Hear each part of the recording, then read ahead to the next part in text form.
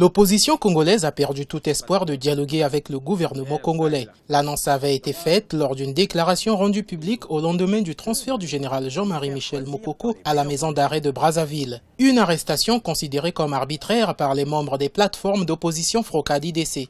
En arrêtant de façon arbitraire le général Jean-Marie Michel Mokoko, M. Denis Sassou Nguesso vient de prouver son refus catégorique de ce dialogue politique inclusif, le seul qui peut faire sortir le pays de la crise actuelle.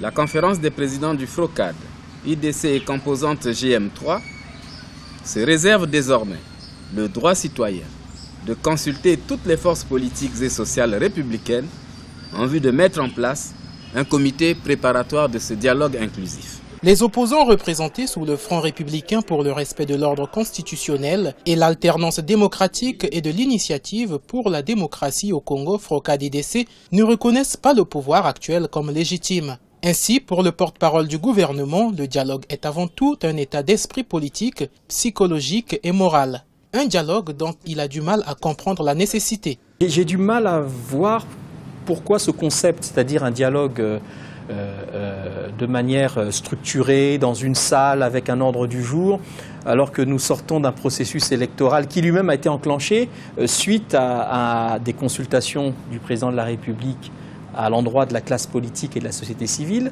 ces consultations ayant débouché justement sur un dialogue à Sibiti. J'ai du mal à voir ce qui, sur le plan de l'opportunité, justifierait d'un dialogue. La Constitution du 25 octobre 2015 stipule dans son article 227 qu'il est institué un Conseil national du dialogue placé sous l'autorité du président de la République, un organe de concertation, d'apaisement et de recherche du consensus entre les forces vives de la nation sur les grands problèmes politiques d'intérêt national.